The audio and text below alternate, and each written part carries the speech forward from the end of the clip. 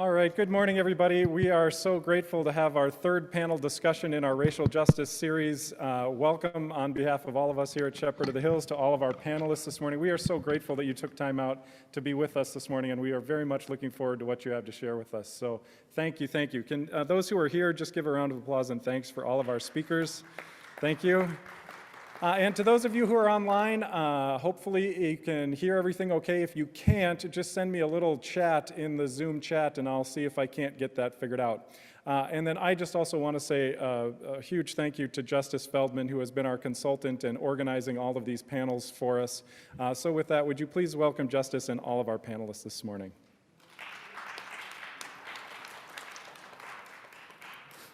Well, thank you all. Good morning, and thank you for joining us for our third racial justice event, Bridging the Divide in Tech. Today we'll be hearing from a variety of different individuals in the tech space, particularly individuals that address matters of diversity, equity, and inclusion. So panelists, if you would introduce yourselves and your name and your organization you work for. So I'll go first. Hello, good morning. My name is Jeffrey Keels, representing UNFI. So for those locally to Minnesota, that's formerly SuperValue. UNFI acquired SuperValue back in 2018. I am an IT audit manager at UNFI currently, been there about 4 or 5 years. I also chair a diversity, equity, and inclusion group at UNFI. Yeah. Great to be here. Hi, my name is Sarah Gomez. It's nice to see everybody. I'm still getting used to being like around people. So I work for the Minnesota Academy of Science. I'm their Director of Outreach and Development. I've built their program FORCE, which stands for Fostering Opportunities and Relationships in STEM Education. I am a biochemist. I've been an educator, a DEI auditor, and I am the proud child of 2 Mexican indigenous immigrants. Good morning, everyone. My name is Solomon Anderson. I am a Minneapolis native, born and raised here in the Twin Cities, South Minneapolis. I currently work for Best Buy as an infrastructure engineer, meaning I help support the data infrastructure that Best Buy uses both here in the United States as well as across the world. In addition to my day job, I also happen to be a board member of the Twin Cities Black Affinity Network Development Day group, which is a professional organization here in the Twin Cities dedicated to the professional and personal growth of our members and the community at large. So thank you everyone for the invitation and glad to be here. Morning, everyone. My name is Caroline Karanja. I run an organization called Hack the Gap, and we're focused on getting and keeping more women and non-binary people in tech. Most of our participants also identify as BIPOC, Black, Indigenous, people of color, Latinx. And I'm really excited to be here. This is such a great panel. Also, the fact that I have not met most of you is really exciting. In addition to Hack the Gap, we work on a number of different types of projects, one of them being an initiative by MinTech called the Tech Inclusion Alliance. And that one is a consortium of all of the CIOs from the major Fortune 500 companies. They've all come together and decided to really address DEI and tech. So that's one of the bigger things that we're working on. Thanks. Good morning, everyone. My name is Marit Assing. I am the Interim Director of College and Career Success at Genesis Works Twin Cities. It's a nonprofit that was started in Texas, but our largest site is here in Minneapolis and St. Paul. We work in creating inclusive pipelines for students from low-income students, first-generation students, to start careers in technology through internship experiences and through mentorship and networking. So I am running programming there and connecting a predominantly BIPOC student population to opportunities at 50 corporate partners here in the Twin Cities, and partnerships with 50 high schools here in the Twin Cities as well. And in my personal life, I'm actually the daughter of a Lutheran pastor, so it's nice to be in a community as well that's connected very much to my family. Great. Hello, everyone. My name is Bellamy Kim. I am the Career and Alumni Relations Manager at Prime Digital Academy. We don't use the word, but we're a tech boot camp specializing in both development and UX design and research. So as the career and alumni manager, I kind of have the unique position of working with graduates afterwards. So my job is basically to get graduates jobs. And we have a lot of initiatives that we work closely with. You know, everyone's already mentioned things like networking stuff. We've actually done things with Hack the Gap, I think. I think you know Christy Larson. She told me to say hi to you, so hi. You know, I'm super excited to be here. I love just like hearing all of the different things that are happening locally in terms of you know, accelerating people in tech and really amplifying the voices. So very interested and excited to hear what everyone's got to say today. Good morning, everyone. My name is Leroy West. I'm the president of Summit Academy OIC, located in North Minneapolis. We're an accredited training institution that focuses on training for those who are unemployed and underemployed. And it's our motto that we believe the best social service program in the world is a job. And what we do is to focus on those who are unemployed, provide them with the skills in 20 weeks so that they can be successful. We do that. We have 3 training programs. We have to educate. We have construction, we have IT, and we have healthcare. And we do that in 20 weeks. We serve over 1,000 students annually. And again, we are accredited, so once students gets done with our program, they go right to work or they transition to a 2-year or 4-year institution. Awesome. Thank you so much. And we'll just dive right in to the questions. Question for all of you is, what is your definition of diversity and inclusion, and how do you apply diversity and inclusion into your work?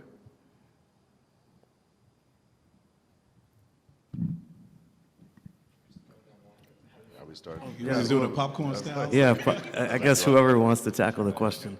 I'll go. I said, do I have to go first? No, that's all right.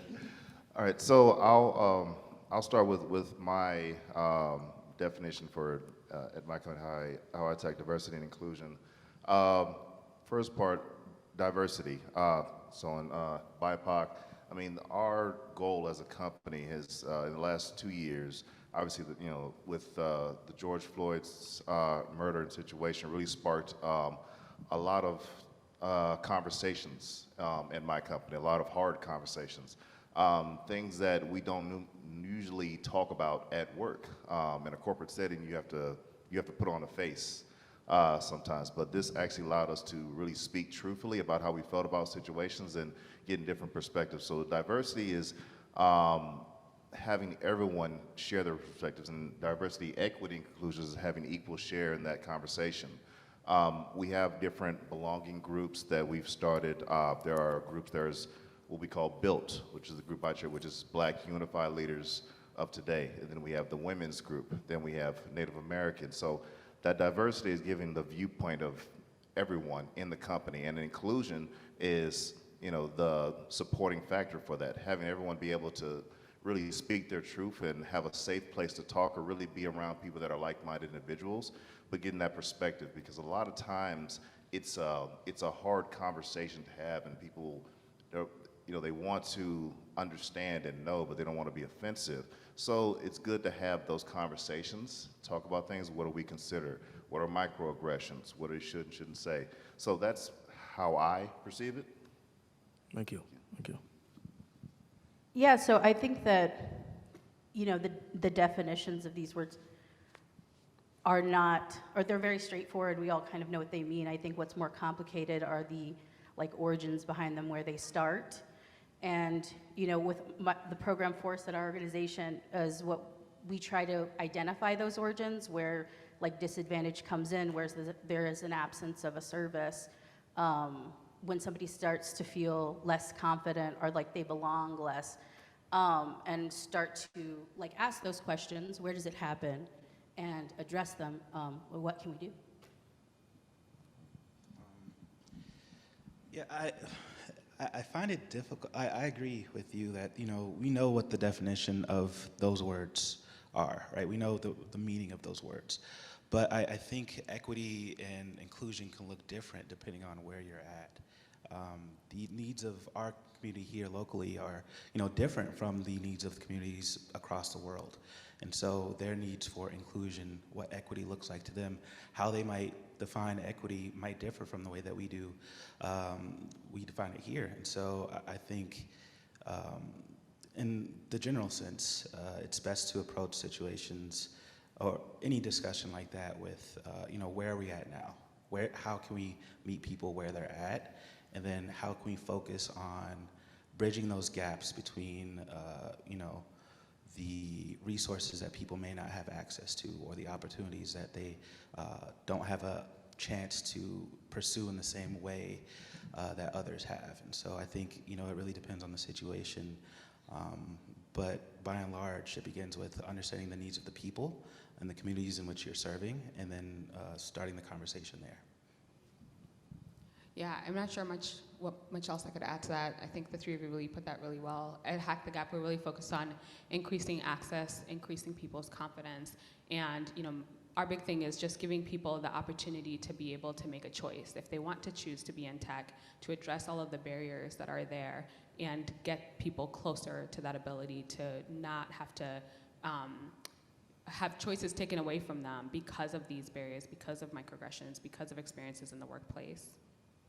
Yeah, so much of what you've just said, Caroline, ties into my work as well, with especially the lack of access to certain communities that hold a lot of resources, power, and money in particular. I think the economics of DE&I is a huge part of tech especially. It's an area that has grown so quickly and so much and has so many resources and power that when communities are excluded, or more importantly, not included in those spaces, they're not getting the same access to those money, to that resources.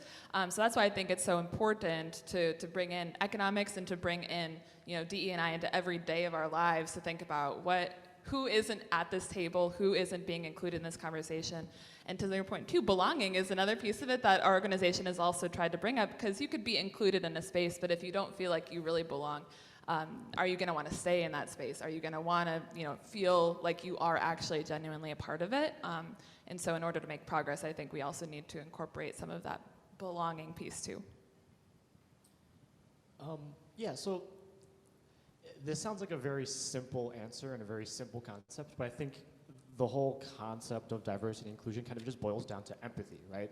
And what I really appreciate about Prime Digital Academy is that we kind of use empathy as the cornerstone of everything that we do. For some students coming into tech, especially coming into Prime, DEI is something that is at the forefront of why they want to be in this industry. And for some people, DEI is something that they've never even thought of. And so we actually have a specific DEI course that is part of the curriculum, where we encourage open conversation, people to share perspectives, and the whole goal is for people who might not have considered what DEI is or how it impacts this industry to really understand that it's an industry for everyone. And for me, one of the most rewarding things is, over the 20 weeks that they go through this program, I see the growth, especially of those who maybe haven't considered what goes into DEI or what the definition is. And for me personally, At Prime, we really try to strive away from DEI being as like a checkbox or something performative, right? And really have people understand that it's instilled in the tech industry and that there is space for everyone. And so, obviously echoing everything that everyone said, but for me, I think it's just empathy, really understanding perspective and being able to put your perspective away and look through someone else's from their perspective. So I think the panel summed it up. It's about the equal access to opportunity, because not everybody basically start off with the same level playing field. You got some folks who have some resources that they're exposed to and have access to, and they have the social network to get them where they need to be. You have others who don't. So you basically take those who are in some of the poor communities, they don't have that access. So it takes them a little bit longer so that they can get exposed to that and be aware, so then they have that opportunity. They don't have the same social network as some of the others do. They don't have that access to be able to get there. So one thing that you also have to do is, once you have access, then you got to do something with it, right? So then you have to continue to get in and also continue to elevate whatever that you need. You need the mentors, you need the people around you. So basically, who can help you get where you need to be. So having access, getting in is one thing, but having the resources and the people around you to basically get what you need to do is another. Thank you all. The next question, what are some of the retention rates for, from a diversity and inclusion standpoint, of computer programmers and individuals in the tech space that you help advocate, develop, and support? What are some of those kind of key data points from a retention standpoint of how you're diversifying the tech field from a talent acquisition perspective? So I think, is this still on? All right. So I think from, when you talk about diversifying technology, and we're working on this at work as well. So when I interview someone, it's really subjective on who's the hiring manager for whatever area it is. And I work a lot with our information security and technology areas. So when they ask, okay, who are you looking for specifically? Do you want somebody with Big Four experience? Do you need somebody with this? And this is just me from my perspective. I'm more open. It's like, no, I believe I want it to be more open. We have a large population of our African American employees who are not in corporate America, but they're in warehouse jobs and other things. And a lot of these people, I mean, I've talked and have conversations, and I used to work at in the warehouses too. So there's opportunity to go into accounting, to go in technology. They just don't believe the opportunity, or they can actually do that because they get ruled out. They might see the requirements and the experience and get ruled out, so I'm not going to apply. But I'm willing to believe that anybody that applies for a job, believes they can do the job. So it's more on, okay, are you willing to learn to do this? Because I mean, I can teach you this job.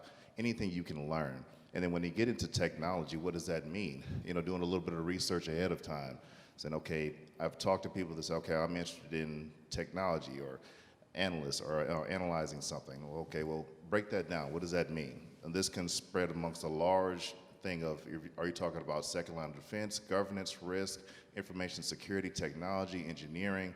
There's a lot of things that you can go into from there. You just have to be willing to say, okay, I want to look into this and I want to take part in this.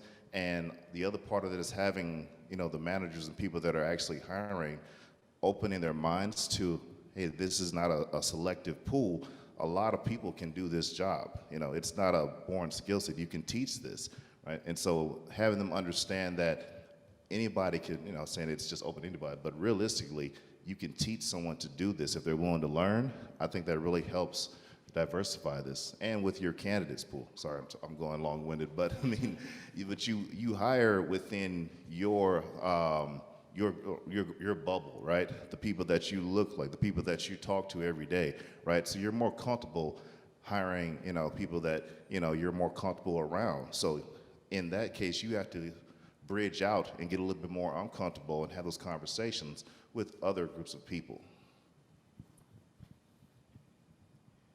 I think to your point, you were talking about just kind of really expanding the knowledge of what this field is, I think is really important. When we survey participants in our educational programs, the things that we focus on the most are, what do you know about this? And do you feel confident, and do you feel comfortable? Comfortable is a word you mentioned a lot. And, I think that does have a lot to do with retention, in the discipline and in the skill set. Not only are you comfortable, but and are you confident, but why, if you're not, or if you are, why? Really investigating those measures and really focusing on the experience. We're not really, a hiring tech company or anything like that. We're a STEM advocacy organization. So, but what we do, is we do know that we do need people who have those skills, really skilled and creative minds, and we do offer paid internships. And it's a mutually beneficial relationship. A lot of STEM, one of the biggest barriers when you study STEM, and it was for me as well, is not having a paid internship. Not being able to make those sacrifices in your life in order to get ahead in that workforce. So I think that those opportunities and make you feel confident and comfortable, the workplace environment, how you're valued, that has a lot to do with retention, and measuring those as data points is possible and, should be done more often. When we talk about retention, I think it's important to start with, where you're at now. What is your baseline? And a lot of technical companies these days are publishing hiring data about their employee hiring rates and retentions. And I think moving forward, it'll be, for the companies who are serious about tackling diversity and inclusion, it'll be important for them to be transparent with that data. How are you hiring? Where are you hiring from? And what are the career trajectories for those hires look like? But before we begin to talk about statistics and data itself, I think it's important for us to understand and talk about the state of technology and hiring in general. While a lot of technical companies do publish data about their employee hiring, a lot of technical companies use contractors, and some of that contracting hiring data can be hard to release for various reasons. It can be hard to maintain and manage. And so in order for us to really understand and talk about hiring and retention in an equitable way, we have to understand that not all of the people who are working in these corporate structures are considered employees. And so their experiences aren't necessarily going to be captured in a data set, at least at this point. And for us to really be able to, make meaningful change, not just within these companies, but within the communities that these employees live in, we have to really understand, how their experience in the workplace differs from a traditional employee, if it differs at all. And if there is a gap between those experiences, how can we close that gap?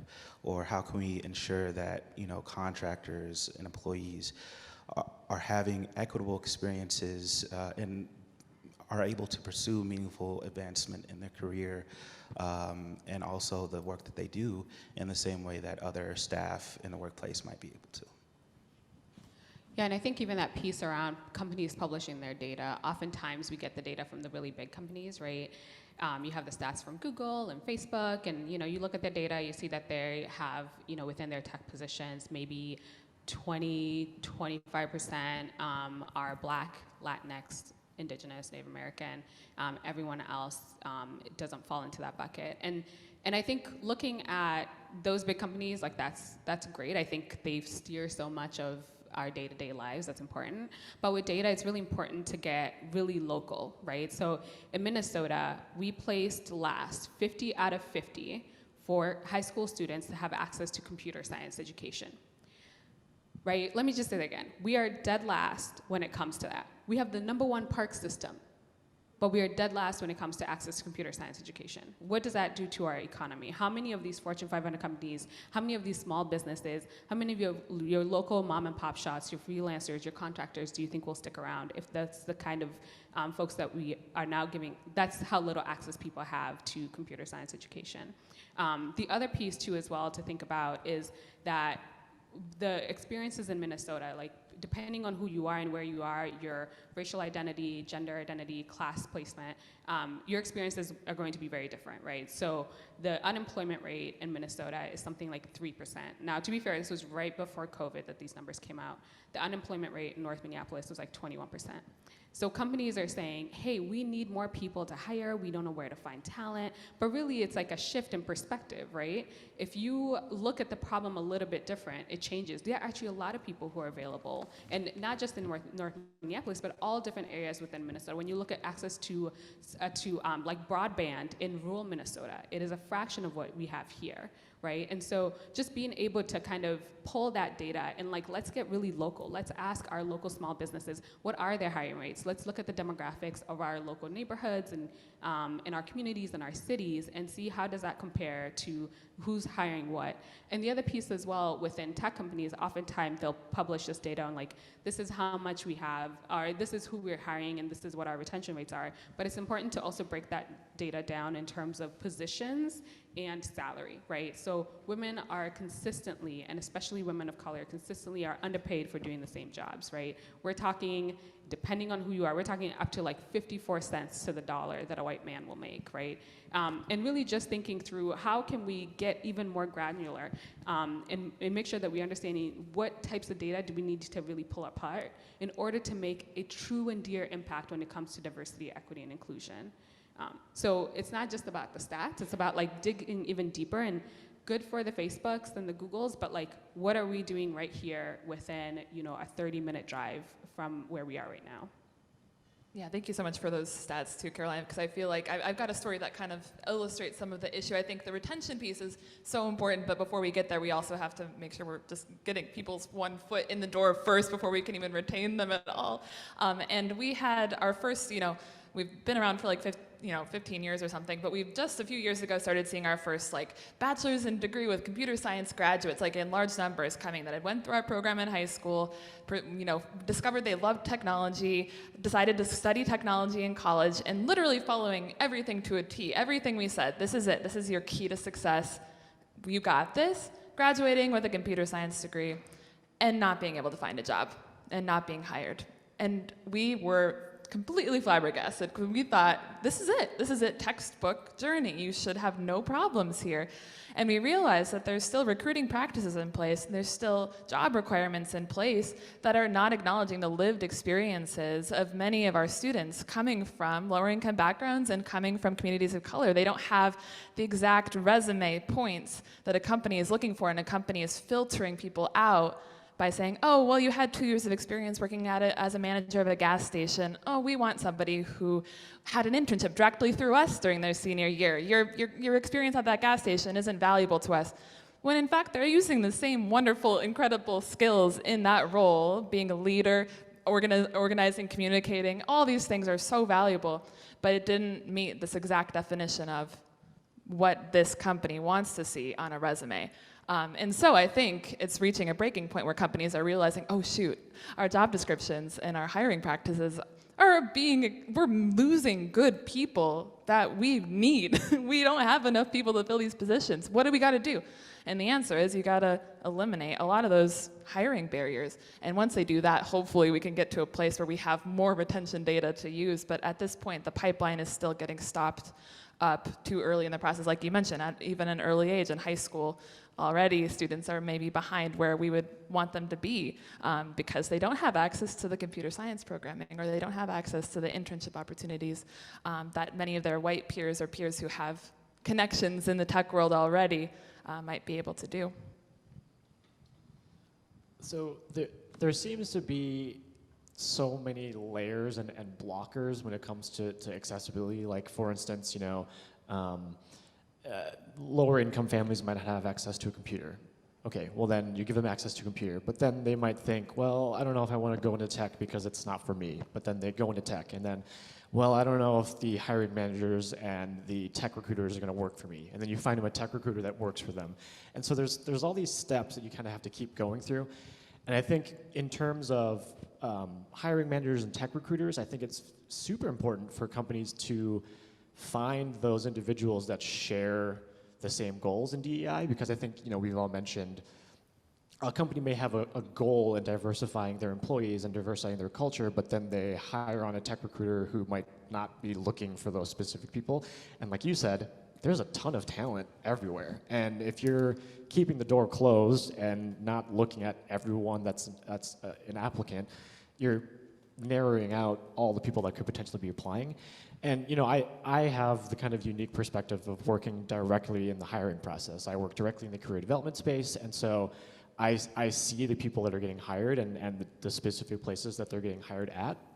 And so I also, we mentioned transparency in data, which I think is super important, but also it needs to be a step further, and you have to think about, well, we have all this data, what do we do with it, right? Like, data is no good unless you actually look at the numbers, think about how to fix those specific issues.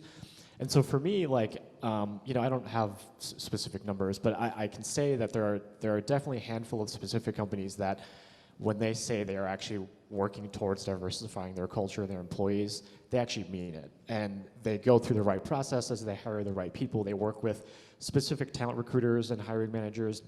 And there's all these resources and tools out there that really do amplify those voices in terms of people who share the same goal.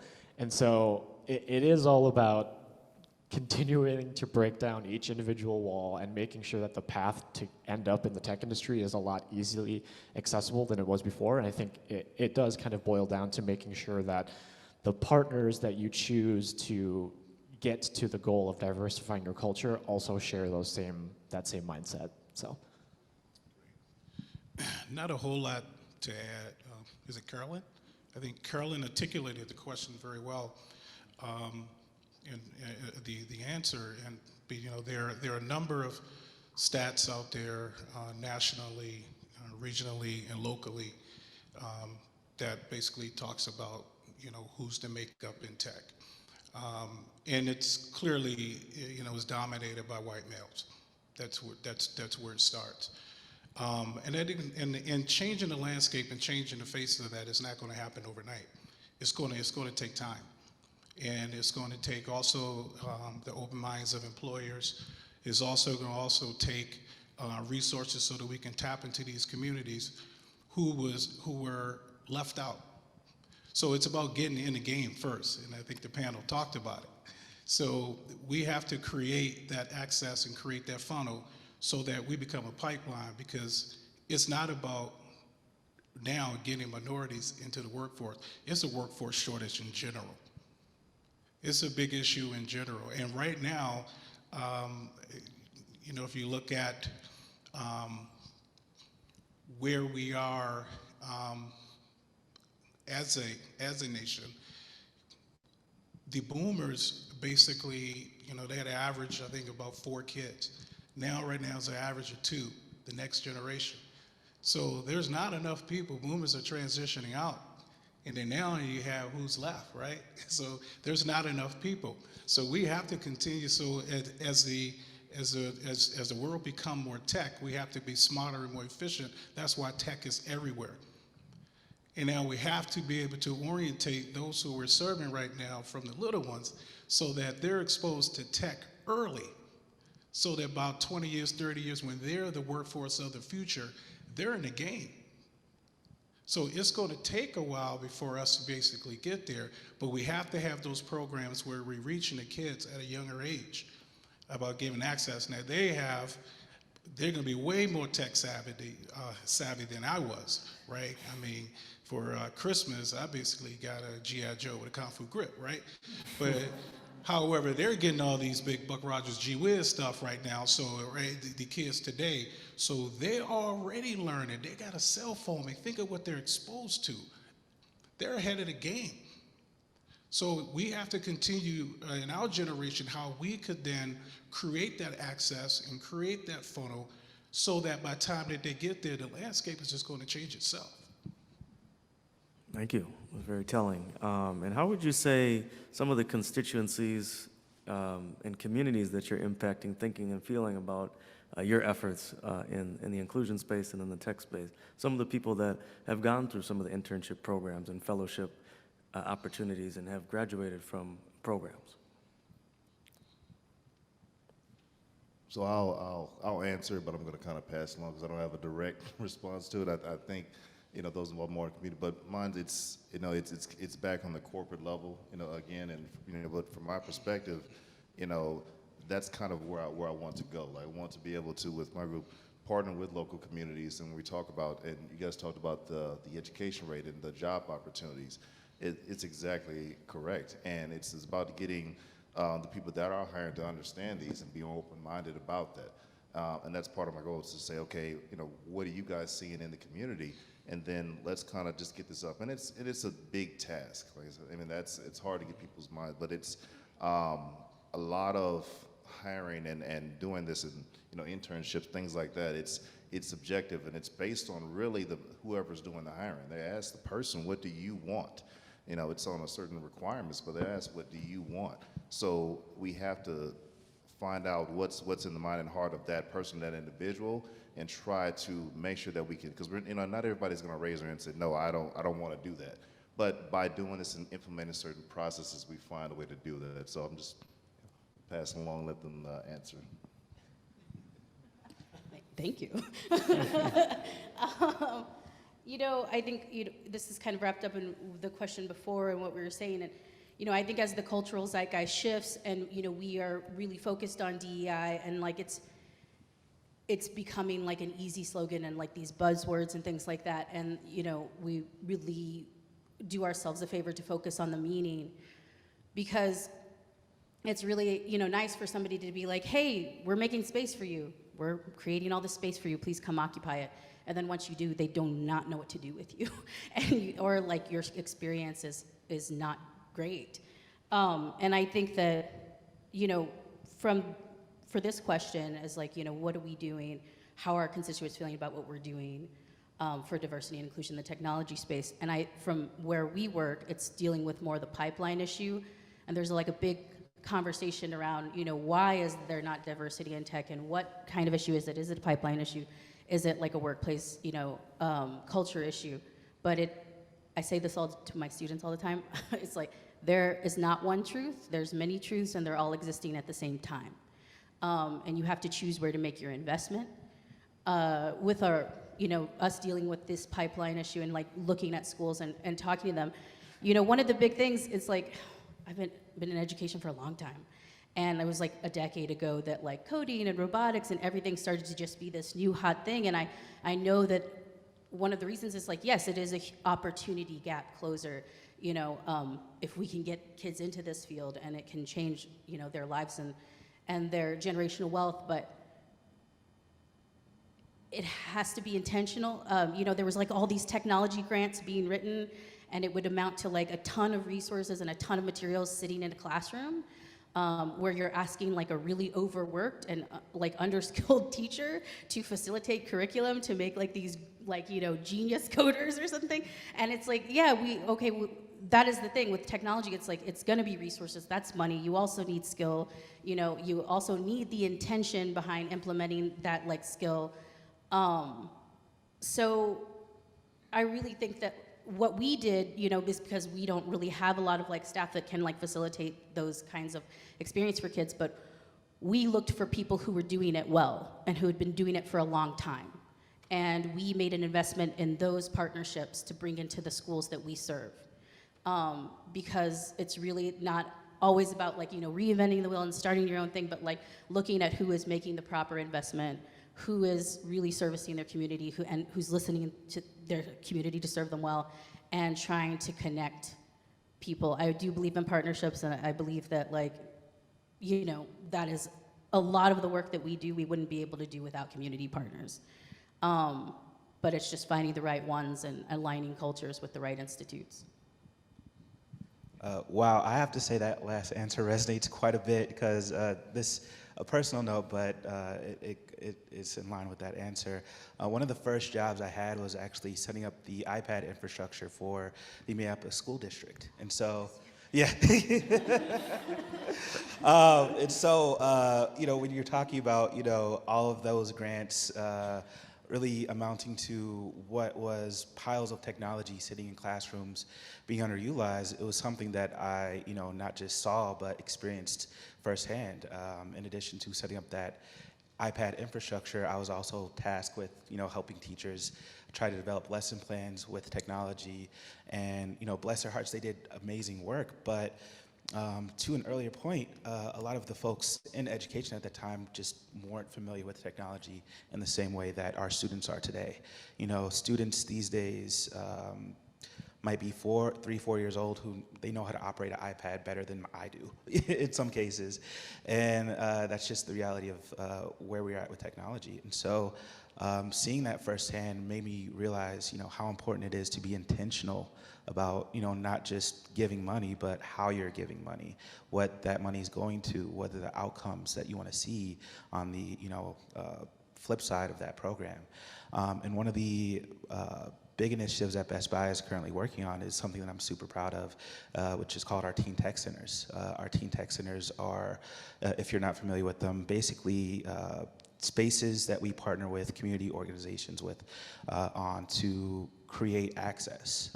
One of those community organizations happen to be Summit Academy, and they have a Teen Tech Center at their location.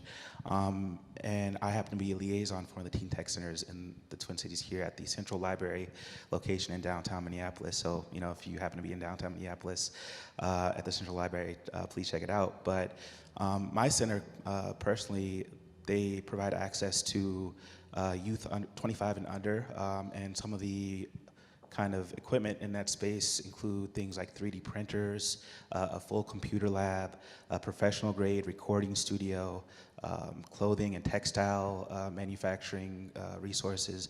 And these resources come at, there's no commitment from the student. They don't have to pay any money. It's free to them.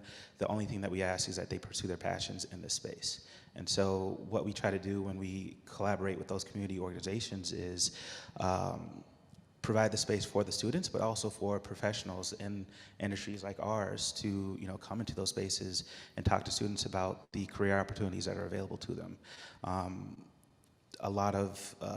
There are a lot of misconceptions about tech. A lot of people think you have to be a math wizard or a coding genius to be in a tech field, and you don't. You can have a traditional tech or a traditional job, so to speak, in a tech-focused lens.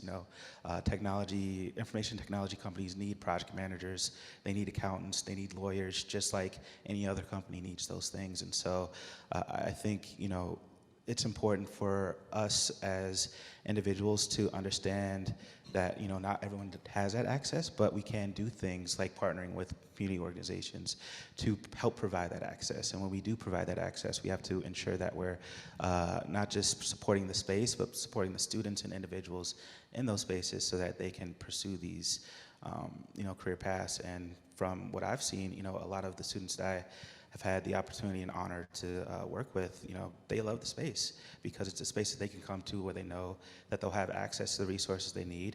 They'll get support if they, have a passion or an idea that they want to pursue, and they know that it comes at no pressure. Like there's no homework that they are taking home from these centers. They know that it's just a center that they can come in and pursue what they're interested in, and initiatives like that. I would love to see more organizations get involved. I know Target's doing a lot of great things. I know other organizations here in the Twin Cities are doing great things, and I would love to see more of that partnership with community sponsors and community activists who have been in the communities and know what those communities need firsthand. Yeah, so I think the companies we work with, Best Buy actually being one of them, really like what we're doing. So I'll skip that part because I think you all did a really great job of sort of speaking to that. So what I kind of want to touch on really quickly is, so my personal journey in tech is that I have an English degree and American Studies degree from Macalester. And towards my last year in college, I decided I wanted to build some fancy website for this project. Long story short, I didn't end up building the website, but because of so many different types of online places where you could learn how to code, I ended up learning how to code. And so when I got to a point where I realized I wanted to take a break from work in corporate America, I had this skill set and I had the ability to make a choice to go ahead and see if I could start to do this just sort of out there. And through that, I've built websites for the city of Minneapolis, for the Aspen Institute, all sorts of different types of organizations, individual freelancers. And so at Hack the Gap, in addition to working with our corporate partners, I'm really interested in giving people the confidence that they need to start their own businesses as well, if that's what they want, and things that are tech-enabled. Even if you're an accountant, right, you're working with some kind of technology, you've got to understand how Excel works and all of that other good stuff. And so I think that the people who we've gotten the most feedback, outside of companies, are individuals who, through Hack the Gap, we've been able to show them how to use technology to make themselves more financially independent. So that's whether they're younger folks and they're kind of, maybe they're artists and they want to figure out how do I take that to the next level and at least be able to cover some of my own expenses, all of that stuff.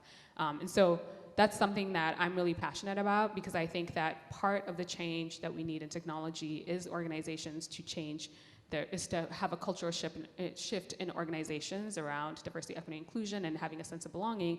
But I also think a big part of it is I want to see the next Target or whatever started by a woman of color, right? I think that's where we'll start to see really big shifts, is when you have more people who are more representative of our community, starting their own businesses, hiring people. I think that's going to be a big part of where we end up seeing a shift in this whole entire topic. So that's something that we're really passionate about at Hack the Gap, as well as supporting our corporate partners. I love that so much. Yeah, I think my favorite part about seeing our program completers, who've gone through the high school experience and gone off and done other things, and now are coming back and are supervising high school interns who are going through the very same program that they're going through. So that's my very favorite thing. And my dream would be for like all of our internship supervisors who are working in tech, who are tech, experts all over the place, to be, again, the mentors and the supervisors and the leaders of the next generation of students that we're going through. So we're seeing early signs of that, and we have 2,000 folks who went through our high school program and are now out in the world, and we're realizing too that early on we, as an organization, had really emphasized college as the path, and we've realized, again, through recent times that college is a path, but not the path necessarily too. And so now we're trying to work on getting back in touch with some of those students that they're not students anymore. They're full-grown humans, and we want to reconnect and say, hey, we noticed, college wasn't your thing. Can we still work to connect you with opportunities and resources and career connections? And try to take out some of that shame that comes in that too, because if you've, been told your whole life, well, a degree is your sign that you're a valuable human. We're trying to say, ooh, sorry, we should not have maybe emphasized that so much. There's so many other ways to get success. So that's a new kind of strategic initiative that we're working on right now, is like alternative career pathways. And this is why it's very exciting too to connect with all of you. I'm really happy and excited to continue these conversations and figure out how can we connect the people that we work with each other. Because that's where there's a lot of power in the work that we do. Well, I can preface this by saying I have a biased opinion because I work here and I have fully drank the Prime Kool-Aid. But I will say that our approach to all the things that we're doing in DEI is fantastic. We've definitely built this reputation where it's kind of become a selling point, not just for students when they're looking for education options in tech, but also for employers. Employers know the things that we're doing outside of the specific tech stuff. So you come in and you gain all these great tech skills and you learn how to code and you learn how to design, but there's also emphasis on DEI courses and professional skills practice and career development and all these other things that go into being a successful person in the tech industry that's not just the tech stuff. And so when employers, they know the types of people that we educate and the types of people that come out of our program, and they'll come to us and say, hey, there's an opening for XYZ position, who do you got? And I light up because I'm like, well, I open my book and I give them 40 names. These are all wonderful people that I think would be great fits. We actually just on Friday had a graduation of a brand new cohort, and part of what we do for graduation is 3 to 4 students from the cohort generally speak. They'll give a quick 3 to 5 minutes on their experience. And we had a student who, her name is Maika, she's amazing. And the first thing she said was, I was skeptical because I didn't know if this was for me. And then she said, I met the people in my cohort and I saw the people that looked like me and thought like me and immediately felt this was home, which is, that for me, that's so rewarding because I know that I'm working at a place that really follows through with our initiatives in DEI. And like I said, we've built this reputation. So employers know that we focus on other things other than just tech. And like I said before, I think so much of being a successful person in the tech industry doesn't just rely on the tech stuff that you've known. I mean, it's stuff that we've already said before. And it's all about empathy, understanding perspective. It's all about the non-technical soft skills that really put you in a position where you're successful in the industry, but also contributing to the major goals of DEI. So. At Summit Academy, we have 3 tech offerings, cybersecurity, application development, and service desk. And in 20 weeks, we can take you from basically those who enroll in a summit, about 60-70% of them were unemployed prior to enrolling. And then in 20 weeks, we can place you at $40,000 a year with no out-of-pocket costs.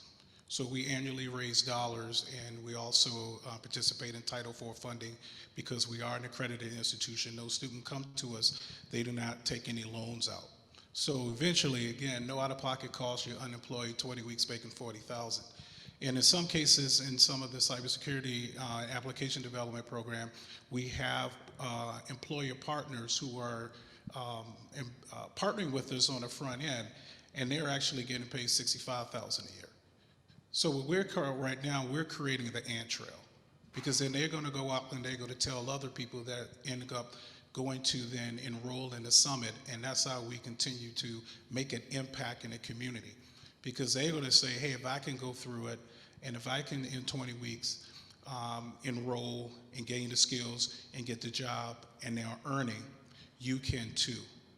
So that's our way of making that impact of how we are reaching the constituents we serve, is creating the ant trail. Thank you all. And to wrap it up with our last question is, what is some kind of a piece of advice you would leave for our audience here and our audience virtually at home on ways we can, at an individualistic level, address issues of diversity and inclusion and make the tech space more inclusive? So, and I always want to, thank everyone here, because this is enlightening to me, just to see and hear, because I know I just recently had a discussion with some directors in technology, and and I see there's maybe 100 and something open positions that they were trying to fill in the company, and they're like, well, we're trying to hire, but the hiring pool is limited. But from hearing the conversation, it's not limited. There's lots of people that are looking for careers. So I'm interested in having these discussions to see. But again, it's nothing's guaranteed, and and I don't run the company, but I can start these conversations and get the ball moving for those things. And for your questions, what can you do?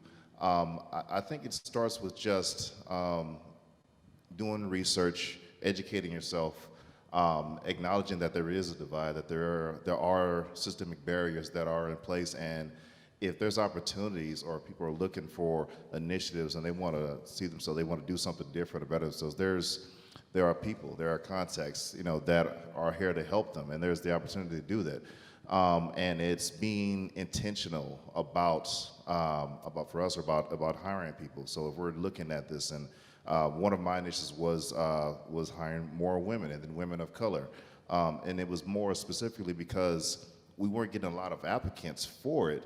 So when I tell HR, I say, hey, I'm looking for this, and then they give me the candidates, but I'm like, no, specifically, I want to hire a woman, but we have to do that with a grain of salt. So it's not like, okay, I can't rule out somebody that's qualified for the position and do somebody that's unqualified, but there's a fine line there that we could do. So I would say those things that you can do are just acknowledging that there are things in place and really just trying to make strides and efforts to have those conversations, and helping out where you can.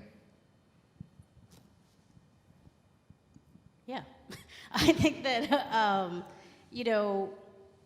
what everybody can do is, I do think that some of the most effective, DEI trainings and implicit bias trainings are the ones that require the most self-reflection. I think that looking at yourself and where you come from and how that really affects how you see other people and treat other people, makes you look at your behaviors a little bit more, makes you ask yourself if you are practicing inclusion in your community, whether it's work or personal. And I think that listening, one of the things that we have a video library. It's called STEM in 10, and it's part of bringing representation to kids for all STEM pathways.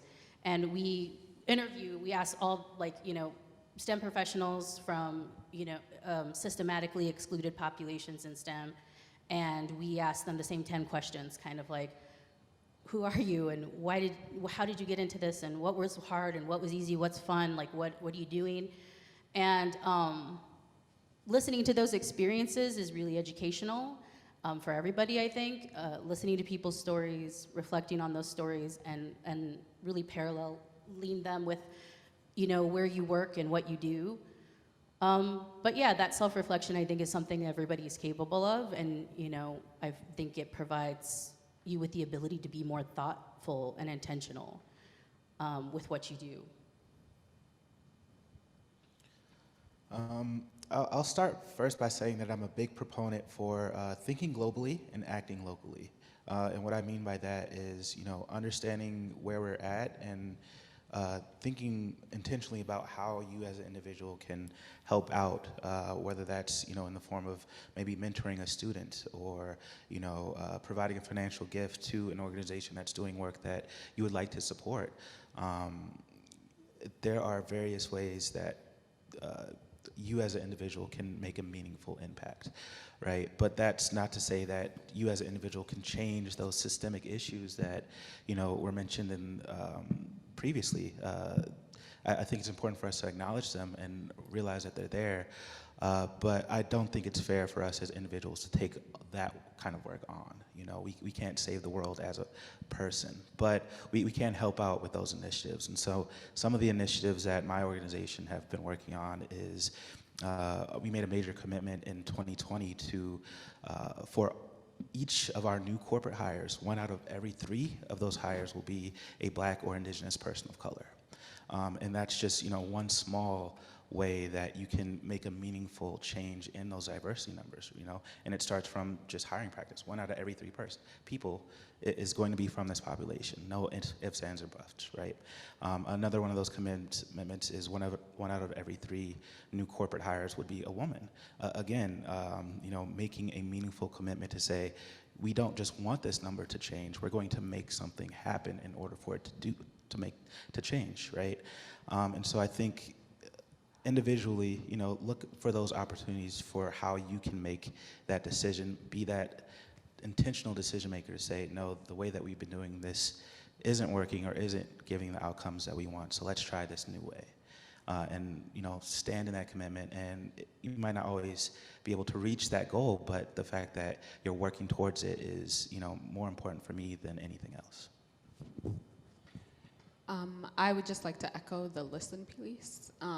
So I think individually we can all listen and believe people about their experiences. I think that's the first thing. The next piece is, I would say, advocating for people within your organization, whether it's if you're like a manager, thinking through what types of projects are going to who, how to mix that up and give people different types of opportunities.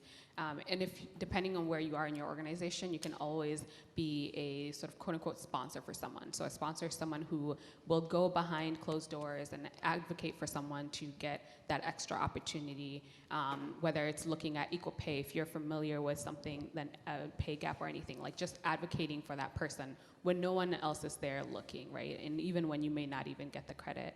The other thing I would say is explore the world around you. So whether it's you and your family, just going outside of your neighborhoods and your comfort areas, right? So one of my favorite things about the Twin Cities is just all of the different summer things that are happening.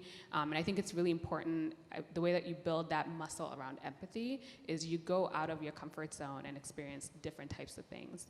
And then the last thing, back to kind of a corporate piece, is encourage your companies to sponsor and support different organizations that align with this mission around increasing equity and inclusion. So that whether that's partnering with hiring partners like Summit Academy, who are going ahead and training folks in Prime Academy, whether that's encouraging them to partner with different schools that are near them to do like workplace tours when that becomes available, hopefully, or partnering to doing some mentorship type of things, but in a way that doesn't I think most companies will give you like X number of volunteer hours, so that can go towards like mentoring a young person.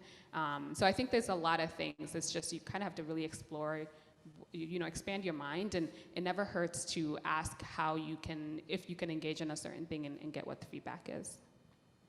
You touched on something I was going to say, which is the sponsorship over mentorship, which I think mentoring, obviously, if you have people in your life or, in your community that you can mentor and take under your wing in a way, but the sponsorship is the next level. Like, okay, can we get you a job? Can we get you negotiated? Can we get you that raise? Can you be in a place of power to be able to ask, for more to be done for this person.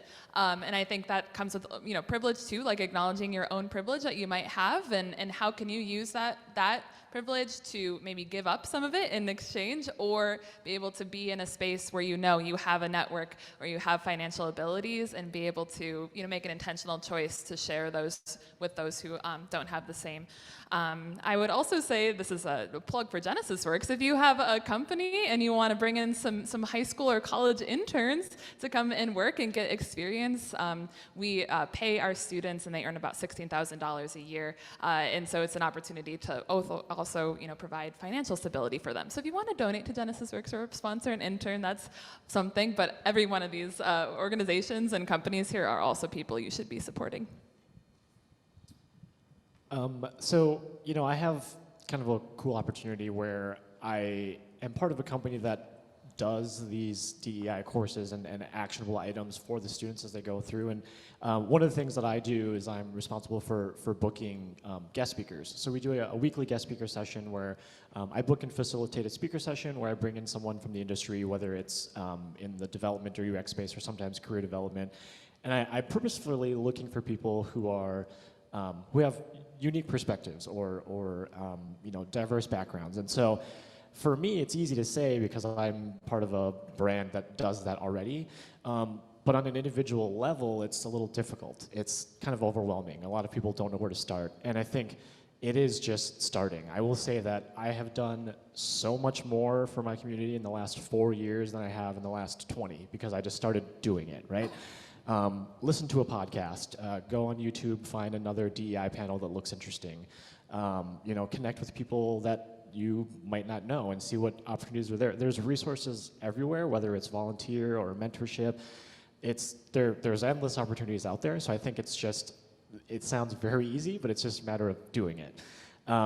Also, on the guest speaker note, I will for sure be connecting with everyone because there's a ton of opportunities to speak to our students, and you would all be fantastic. So. But even things like this, I thank you to everyone who's here and on Zoom for just spending the time to just kind of sit and listen to the things we have to say, because this is taking the first step and just doing something, because oftentimes it leads to other things, right? You'll find other volunteer opportunities, you'll find companies or organizations that might be looking for donations or mentors and things like that. And so, I mean, like I said earlier, I've done more in the last 4 years than I have my entire life just because I started doing it, so. I agree. I think you guys have made the first step by just listening. I also believe that if you just acknowledge that there is an issue and acknowledge that there is a gap, then you can say, okay, I acknowledge that here's an issue right now. What is success for me? So you need to figure out what is it that you can do personally that you would feel self-fulfilling, that you would be successful in addressing this gap. Then you have to ask the question, how are you going to do it? Whether it's volunteering, whether it's philanthropy, whether it's engaging corporate partners. And then it comes down to what are the resources required to get it done. And then that's where you figure out how do you now, is it networking with some of your peers, folks around you in your circle group, because you have a power of influence to really help others and you don't even know it. You could be in conversations that you're just thinking it's a general conversation. Oh, wow, hey, I know this program that I can connect you with. And many of these programs that we have here, and not only that, just the folks on this panel as well, I'm gonna be tapping into, right?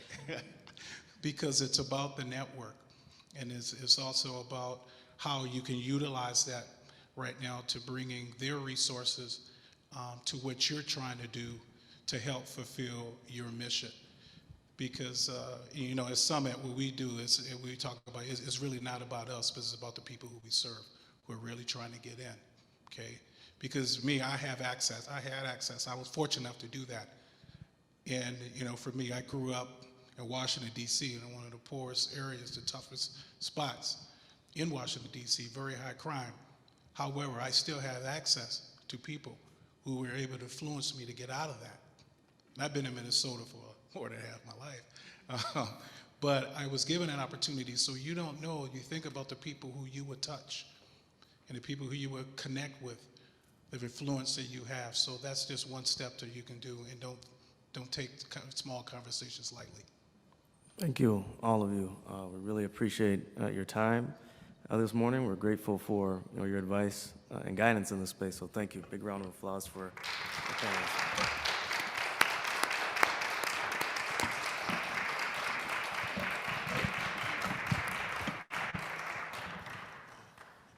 And just briefly, I just want to say thank you all for taking time out on the Sunday morning, like the last nice Sunday morning we might have for the next week. So thank you very, very much.